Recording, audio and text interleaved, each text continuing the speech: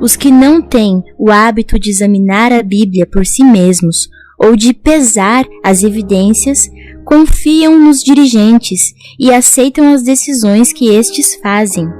E assim rejeitarão muitos as próprias mensagens que Deus envia a seu povo, se esses irmãos dirigentes não as aceitarem. No ano de 2006, quando eu publiquei os livros, ninguém conseguiu refutar os livros, porque a reputação que fizeram ficou ridícula. Basta ler ali o diálogo, não é? Virou um livro de 185 páginas, está no meu site, diálogo, entre eu e outro pastor, ele tentando refutar, a pessoa vai ver que não foi refutado nada. Então, considerando que não houve refutação, então eles não tendo autoridade bíblica para refutar aquilo que eu estou apresentando, usaram a autoridade eclesiástica da igreja para me proibir. Uma espécie de abuso de poder. Abuso de poder. Suponde que um irmão conserve um ponto de vista que difere do vosso, e venha a vós propondo que vos assenteis com ele e façais uma investigação desse ponto das Escrituras. Levantar-vos-eis cheios de preconceito e condenaríeis suas ideias, ao mesmo tempo que recusais dar-lhe sincera atenção? Como é que eu não tendo autoridade bíblica para refutar um ponto, então eu uso a autoridade eclesiástica, como foi na Idade Média, né? Com João Hus, com Lutero, com John Wycliffe. A igreja também não refutava biblicamente, mas usaram a autoridade eclesiástica para dizer vocês estão condenados. Então isso é abuso de poder. A única atitude certa seria assentar-vos como cristãos e investigar a posição apresentada, à luz da palavra de Deus, que revelará a verdade e desmascarará o erro. Eu só posso dizer que eu discordo dele.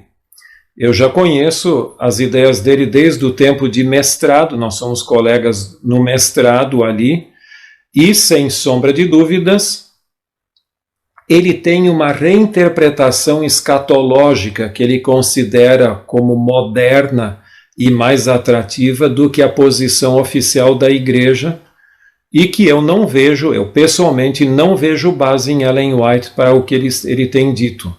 Mas, por exemplo, uma das características, ele tem uma grande atração pelos papas ali. Para ele, a sequência de papas, agora culminando com o Papa Francisco, é um sinal da segunda vinda de Cristo e um cumprimento lá de Apocalipse 17.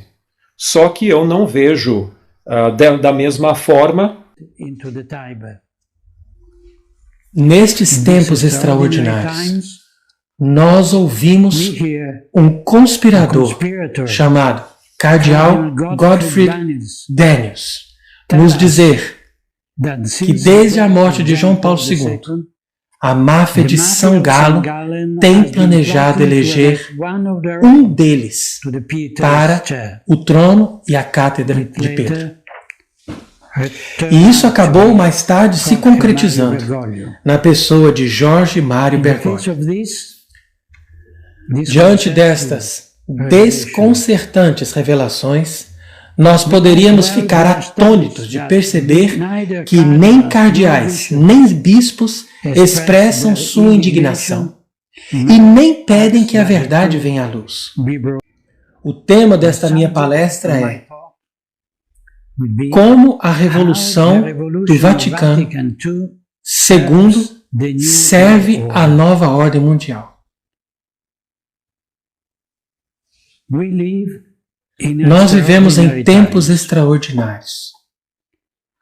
Cada um de nós já provavelmente entendeu que nós vivemos num momento histórico.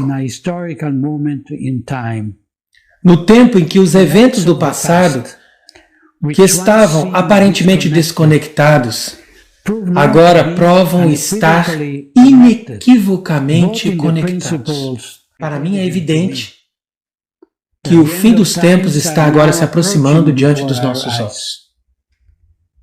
Uma vez que o mistério da iniquidade se espalhou através do mundo e desapareceu completamente a corajosa oposição que era exercida pelo Papa, ou seja, pelo caterro, em grego.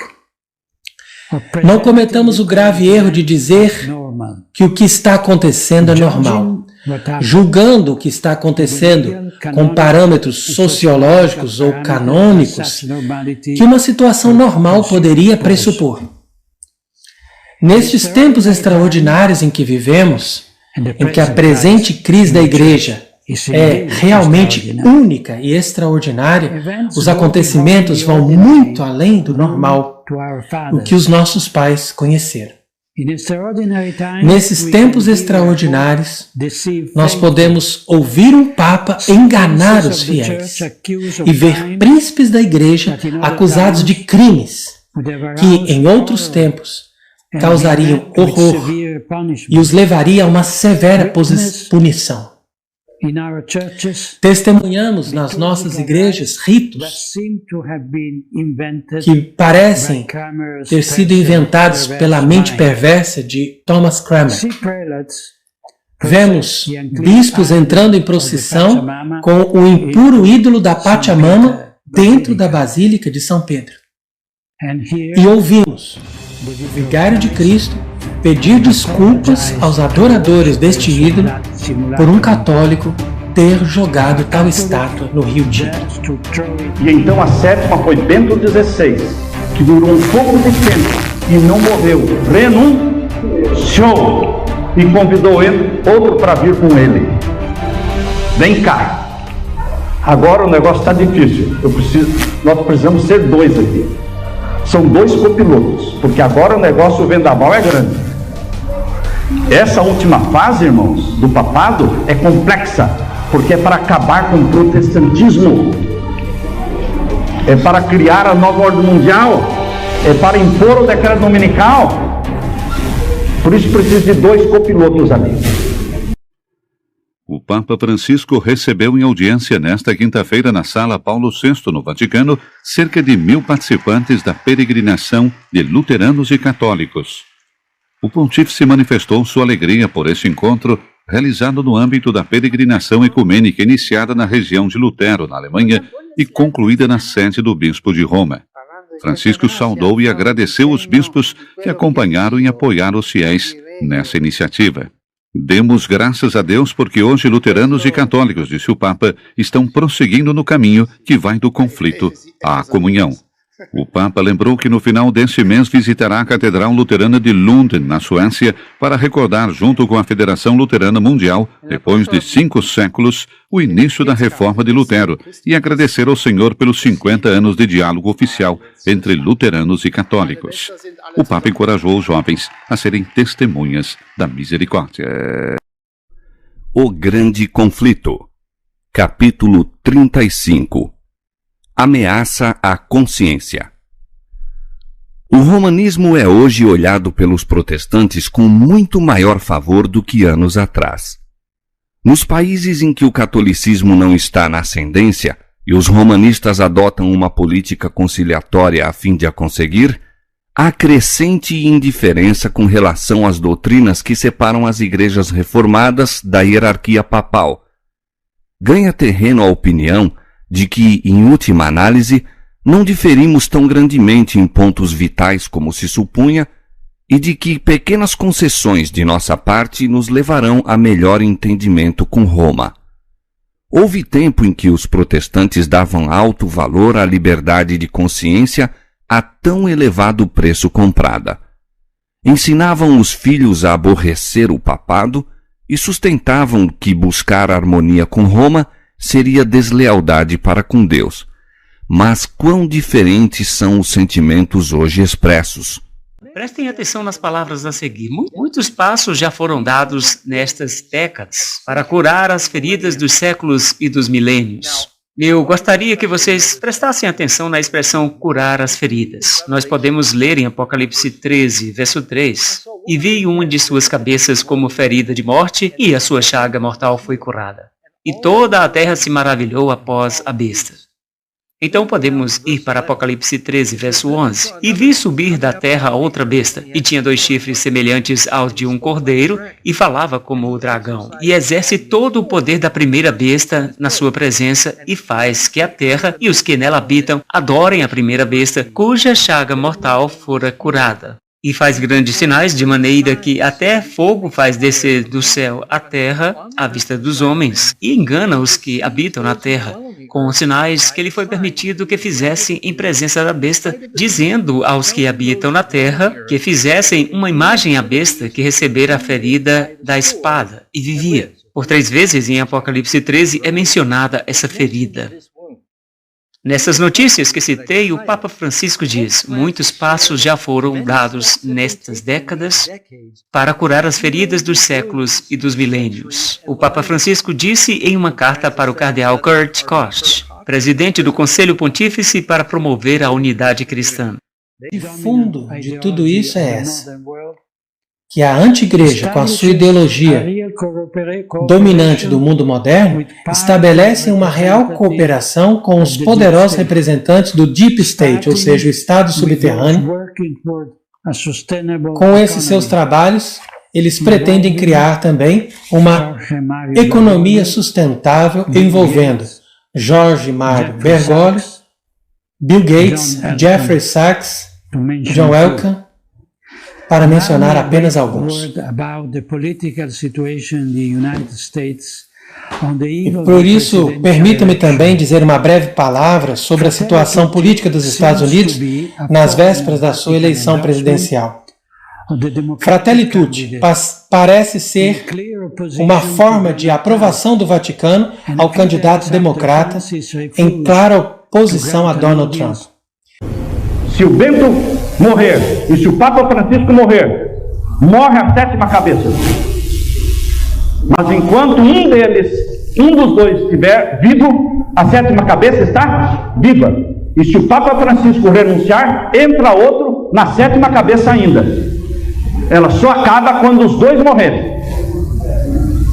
A profecia está aberta, irmãos. E a gente tem que, em vez de ficar falando é ou não é, a gente tem que ficar orando e falando: ora vem, Senhor.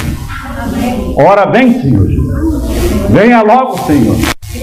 Tem gente que está orando para que demore. Não, mais 5 papas, mais 10. Irmãos, você ama Jesus e quer ir para o céu, ou você está feliz nessa terra? Não é nada de marcar data, irmãos, mas é dizer: cedo virá o meu Senhor. Amém.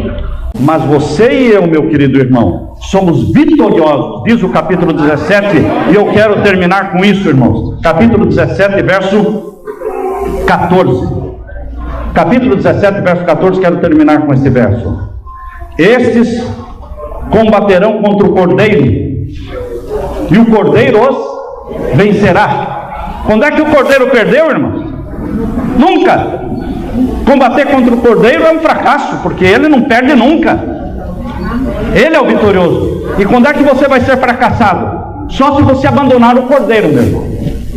Você só será um fracassado, um derrotado, se você abandonar o Cordeiro. Porque se você estiver escondido no Cordeiro, abrigado debaixo das asas da rocha eterna, nosso abrigo, você nunca será um fracassado. Porque a vitória do Cordeiro é sua, é minha. Por isso diz aqui: estes combaterão contra o Cordeiro, e o Cordeiro os vencerá, porque é o Senhor dos senhores e o Rei dos reis. E agora eu gosto desta última frase do verso 14, irmãos. Leiam comigo. Vencerão com o Cordeiro os chamados eleitos e fiéis. Quem são os chamados eleitos e fiéis? Você escolhe ser deles ou não, irmão. Você escolhe ser daqueles de Daniel 12, os entendidos que entendem a profecia, ou daqueles que preferem viver como se não estivéssemos ainda às portas, ouvindo os passos de um Deus que está voltando. Os eleitos e fiéis podemos ser nós. Eu escolhi ser eleito e fiel.